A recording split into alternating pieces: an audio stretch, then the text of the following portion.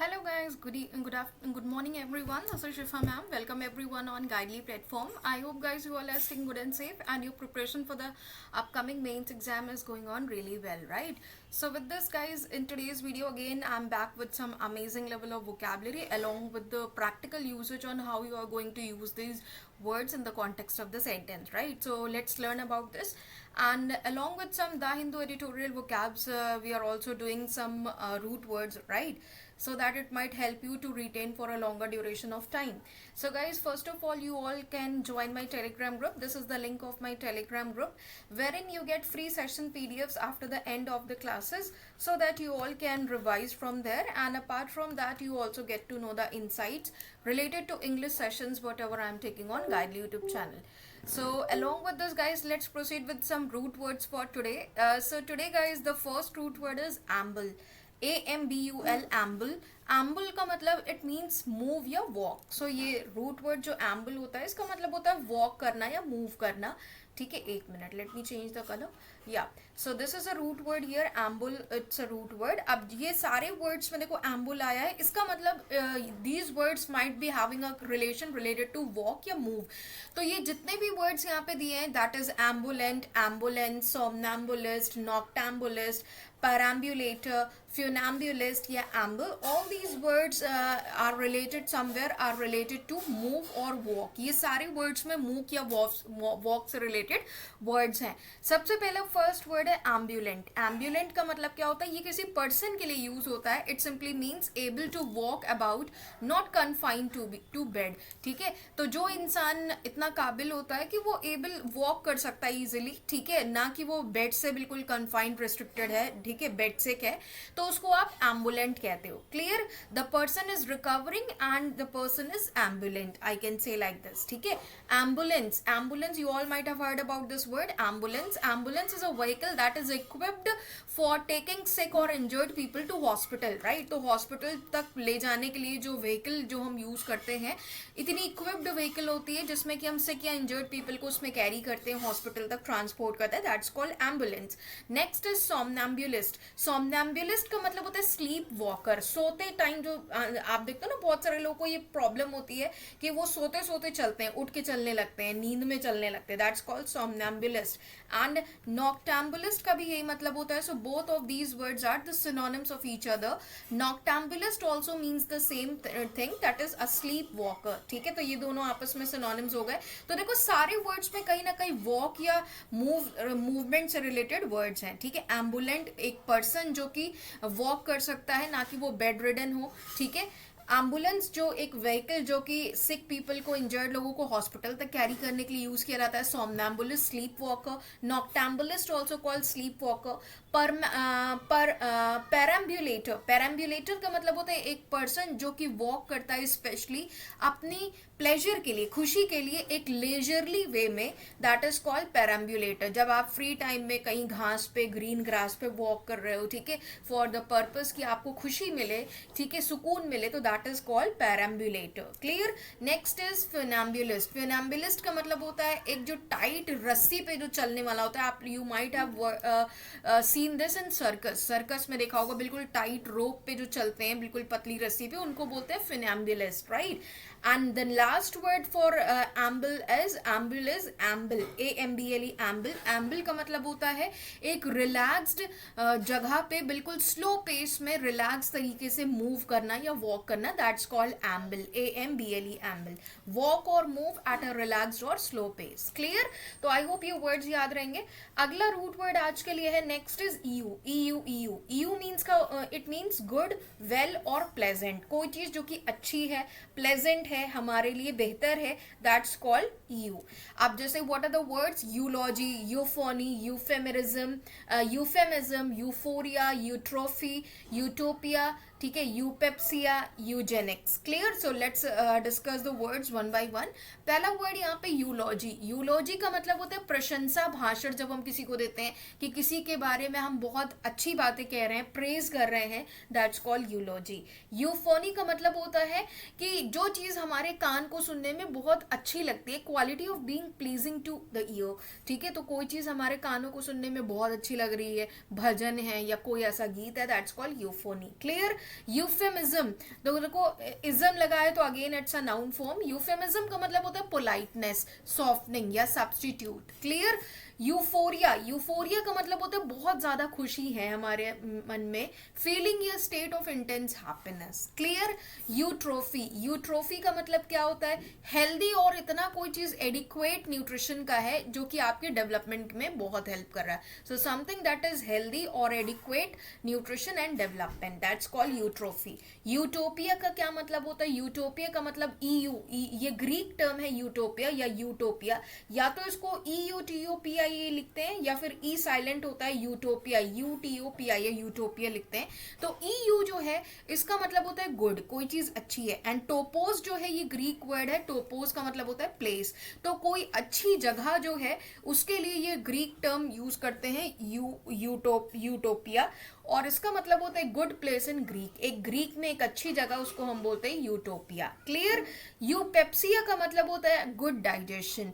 आपके में बिल्कुल इनडाइजेशन की प्रॉब्लम नहीं है. You are having good digestion and metabolism, that is called eupepsia. It's a science related word. Eugenics, eugenics का भी मतलब देखो ये साइंस से रिलेटेड, बायोलॉजी फील्ड से रिलेटेड वर्ड्स हैं. यूपेप्सिया का मतलब अच्छा डाइजेशन. क्लियर.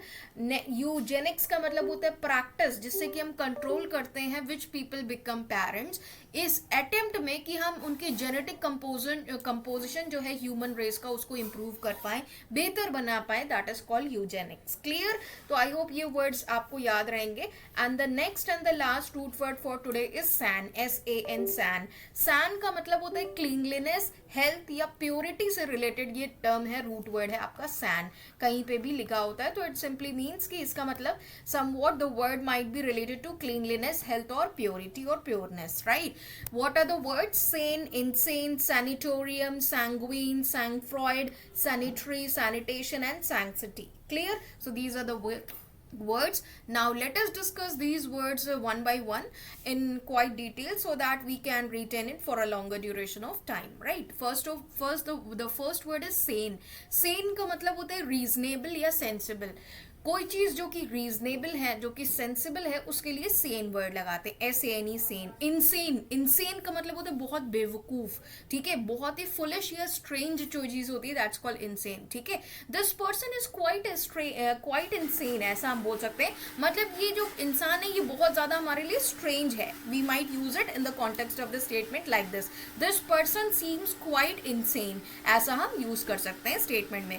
सैनिटोरियम, सैनिटोरियम का मतलब होता है हॉस्पिटल या फिर नर्सिंग होम या रेस्ट होम को सैनिटोरियम कहते हैं. सैंग्विन का मतलब होता है ऑप्टिमिस्टिक, आशावादी रहना, optimistic, hopeful, positive, confident. So this is the meaning of sanguine. Clear. सैंग-फ्रॉइड का मतलब होता है calmness, Shanti, assurance, self position. Sanitary, you all might have heard about this word. Hygienic या क्लीन, क्लीन या हाइजीनिक सेंस में बात करते हैं तो सैनिटरी वर्ड यूज करते हैं. Sanitation is the process, state या क्वालिटी ऑफ बीइंग. सैनिटेशन का मतलब होता है कंडीशन जो कि पब्लिक हेल्थ से रिलेटेड होती है, that's called sanitation. Proper sanitation condition is required like this. Sanctity का मतलब होता है जो चीज बहुत ही होली या सैक्रेड क्वालिटी को बताती है, उसके लिए वर्ड हम सैंक्टिटी लगाते हैं. स्टेट या quality of being holy or sacred. Clear. Now let's come to today's editorial vocabulary.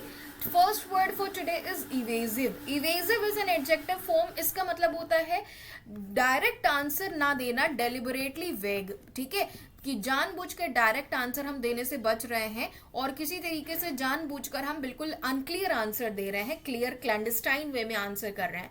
Synonyms हो जाएंगे इनडायरेक्ट, एल्यूसिव, एंड एंटोनिम्स हो जाएंगे फोर्थराइट एंड कैंडिड. क्लियर, बात समझ में आ रही. कैंडिड मतलब बिल्कुल क्लियर. ठीक है. Forthright. The leader's evasive response, evasive मतलब अनक्लियर रिस्पॉन्स था लीडर का समिट के टाइम पे, उसकी वजह से बहुत सारे डाउट्स हुए उनकी कमिटमेंट को लेकर. रीजनल कोऑपरेशन में कैसा कमिटमेंट होगा इस बारे में बहुत सारे डाउट खड़े हुए, because leader response was evasive, means in unclear response was there. Next word is compulsion. Compulsion एक नाउन फॉर्म है. इसका मतलब होता है बहुत ही स्ट्रॉन्ग, इरेसिस्टिबल अर्ज, मतलब रिक्वेस्ट है कोई किसी काम को करने की. एक रिक्वायरमेंट या ऑब्लिगेशन भी हो सकता है, that is called compulsion. Compulsion का मतलब मेरी ड्यूटी है, मेरी रिक्वायरमेंट है कुछ किसी को चीज को करने की, फुलफिल करने की, दैट्स कॉल्ड कंपल्शन. सिनोनिम्स हो जाएंगे नेसेसिटी एंड इम्पेरेटिव. एंटेनिम्स हो जाएंगे चॉइस या फ्रीडम, आपके पास फ्रीडम चॉइस है, right. Next word for today is imperiousness. Imperiousness, ness word लगा है अगेन अ नाउन फॉर्म, जैसे कि अवेयरनेस, केयरलेसनेस, क्लियर पोलाइटनेस. तो क्वालिटी ऑफ बीइंग डोमिनेटिंग, मतलब डोमिनेट करने की जो क्वालिटी होती है, ओवर बियरिंग या एरोगेंट जो क्वालिटी होती है, इसको बोलते हैं इम्पेरियसनेस, राइट. सिनोनिम हो जाएगा अथॉरिटेरियनिज्म. एंटोनिम हो जाएगा ह्यूमिलिटी या मीकनेस, राइट. दब के रहना, और दब के नहीं रहना, बिल्कुल dominating quality, that's called imperiousness. Example में कैसे यूज करेंगे? The editorial criticized the imperiousness of global actors that undermines cooperative diplomacy. जो एडिटोरियल था वो क्या कर रहा था, हमारी अथॉरिटेरियन जो मतलब बिल्कुल जो हमारी डोमिनेटिंग क्वालिटी थी उसको क्रिटिसाइज कर रहा था, ग्लोबल एक्टर्स की क्वालिटी को, जो कि क्या कर रही थी, कोऑपरेटिव डिप्लोमेसी को कमजोर कर रही थी. अंडरमाइन मतलब वीकन करना. Next word for today is optics. Optics is a noun form. इसका मतलब होता है किसी चीज की पब्लिक इमेज दिखाना, ठीक है. तो पब्लिक में किसी चीज की इमेज को शो करना, that's called optics. It simply means image या परसेप्शन, कैसा आपकी धारणा है. परसेप्शन का मतलब मेंटल इमेज, किसी चीज की माइंड में क्या पिक्चर आप डिपिक्ट कर रहे हो. एंटोनिम हो जाएगा रियलिटी, राइट. उसको ऑपोजिट इज रियलिटी. एग्जाम्पल में कैसे यूज करेंगे? The country missed a chance to improve its optics on the global stage by not attending in person. तो कंट्री ने क्या किया, एक ऐसे चांस को, बेहतर बनाने के चांस को का मौका जो था वो गवा दिया अपने ऑप्टिक्स में, मतलब एक परसेप्शन में, ग्लोबल स्टेज के परसेप्शन में, कि उसने इन पर्सन क्या नहीं किया, अटेंड नहीं किया, पर्सनली अटेंड नहीं किया.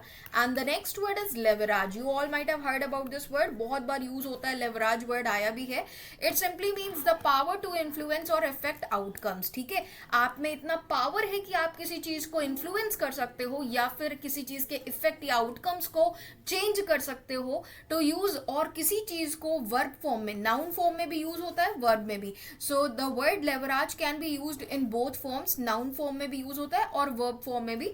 जब ये नाउन का काम करता है तो वहां पे इसका मतलब होता है कि द पावर टू इन्फ्लुएंस और इफेक्ट आउटकम्स, ठीक है. आप में इतनी पावर है कि आप किसी चीज को इन्फ्लुएंस कर सकते हो या किसी चीज के आउटकम्स को इफेक्ट कर सकते हो. या फिर वर्ब फॉर्म में इसका मतलब होता है किसी चीज को मैक्सिमम एक्सटेंट तक फायदा उठाने के लिए, एडवांटेज लेने के लिए यूज करना. क्लियर. सिनोनिम्स हो जाएंगे इन्फ्लुएंस एंड एडवांटेज. एंटोनिम्स हो जाएंगे वीकनेस एंड डिसएडवांटेज. एग्जाम्पल में कैसे यूज करेंगे? The country failed to leverage the summit for its economic and strategic goals. Country क्या थी, फेल कर गई कि वो समिट में क्या नहीं कर पाई, पूरे फुलेस्ट एक्सटेंट तक एडवांटेज फायदा नहीं उठा पाई समिट का अपने इकोनॉमिक और स्ट्रैटेजिक गोल्स के लिए. क्लियर.